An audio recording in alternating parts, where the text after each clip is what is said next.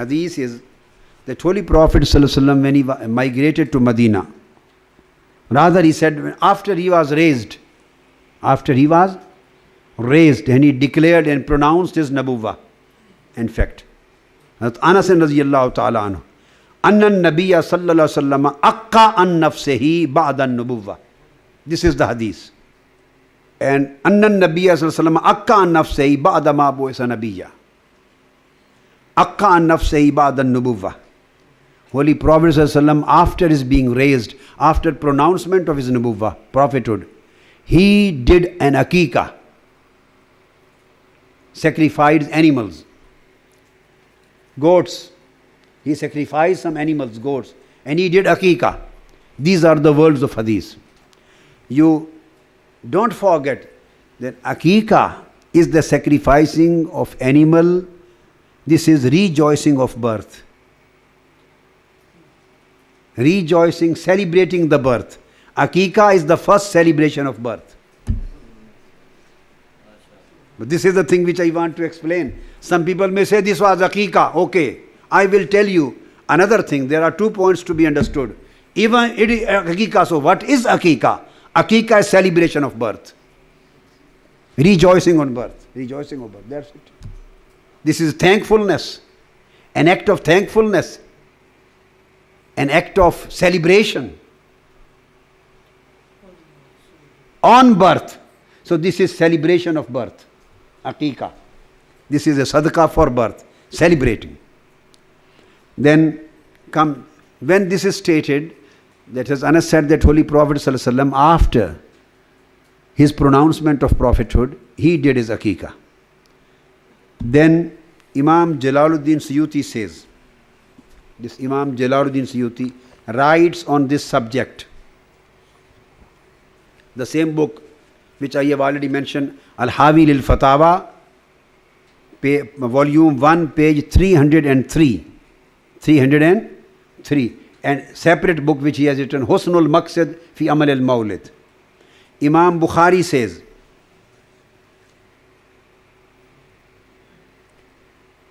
after giving the argument of Imam Ibn Asqalani in favor of celebration of Miladun Nabi, Imam Asqalani says that my argument, basis of my argument is the Sawm Ashura and the Eid of Ashura. So why not Holy Prophet's Day to be celebrated? Imam Asqalani said this. After quoting Imam Asqalani, then Imam Suyuti gives his own argument. He says that was the basis of the argument of Imam Asqalani, and Imam Jalaluddin Suyuti says now that this is the basis of argument, the stronger argument which I have adopted and I have derived. وَقُلْتُ وَقَدْ قُلْتُ. Now I say, Imam Suyuti says, قَدْ ظَهَرَ لِي تَخْرِيجُهُ عَلَىٰ أَصْلٍ آخَرَ. He says that Imam Bukhari, to him, the basis of evidence in favor of celebration of Miladun Nabi was that hadith of Ashura, Siyam, Sawm, the fasting and Eid. He says, but to me, I have derived the same argument from one more hadith. He gives another argument. He said, وَهُوَ مَا أَخْرَجَهُ الْبَيْهَقِيُّ عَنْ أَنَسٍ رَضِيَ اللَّهُ تَعَالَى عَنْهُ أَنَّ النَّبِيَّ صَلَّى اللَّهُ عَلَيْهِ وسلم أَقَّى عَنْ نَفْسِهِ بَعْدَ النُّبُوَّةِ. He says that the dalil for celebrating of Miladun Nabi Sallallahu Alaihi Wasallam is this hadith that Holy Prophet, after his raising, Elan of Nabuwwah, he himself did another aqiqah. Then he says, if somebody thinks that this was really an aqiqah, Imam Suyuti says, no, this was not really an aqiqah.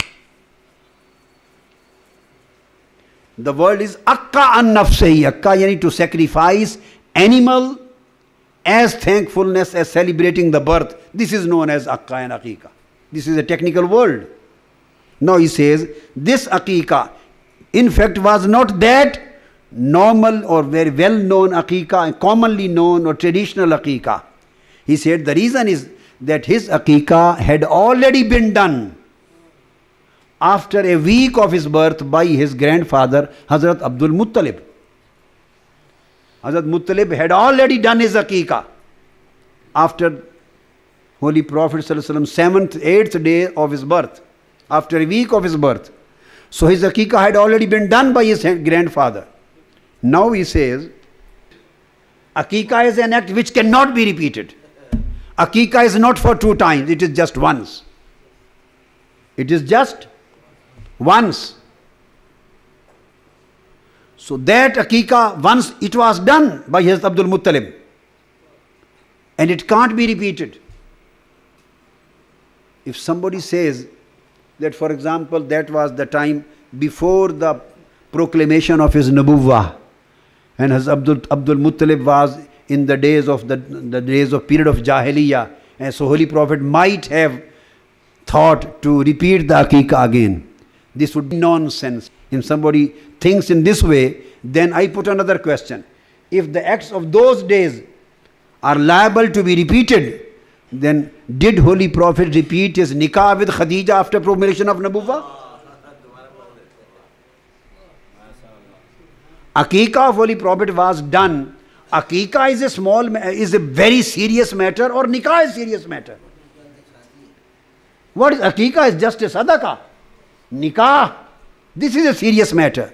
And mahar was also paid by Hazrat Abu Talib.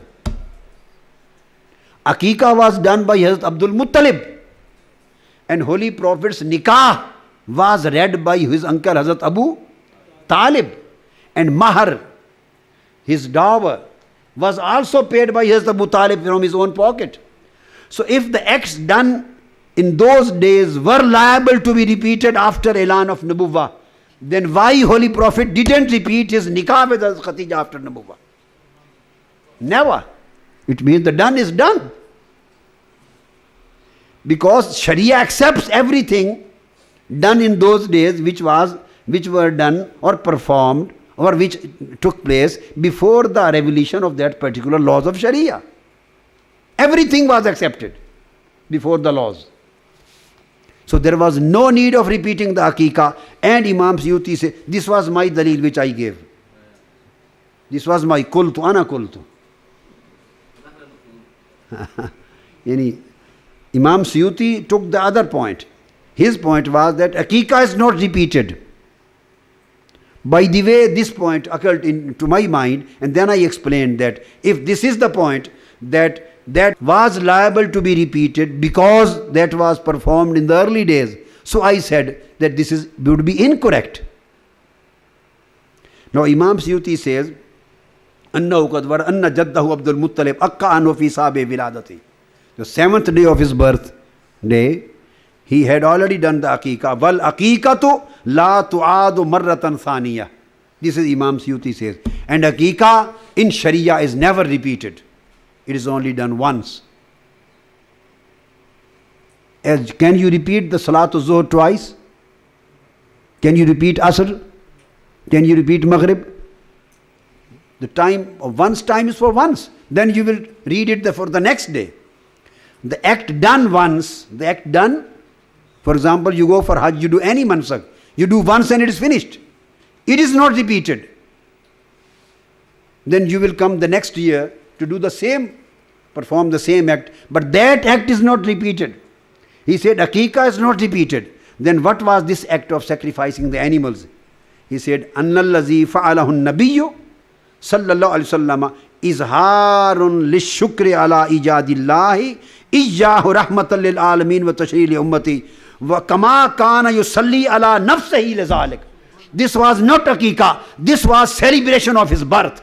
He himself was celebrating his birth in thankfulness of Almighty Allah, in Allah's gratitude on his birth, that Almighty Allah has sent him and He has made him Rahmatul lil Alameen, and he was celebrating his birth on his own in the same way as he used to recite Darood Sharif on himself. And commendable for us in his sunnah to celebrate the Milad of Holy Prophet in the same way, bil ijtima.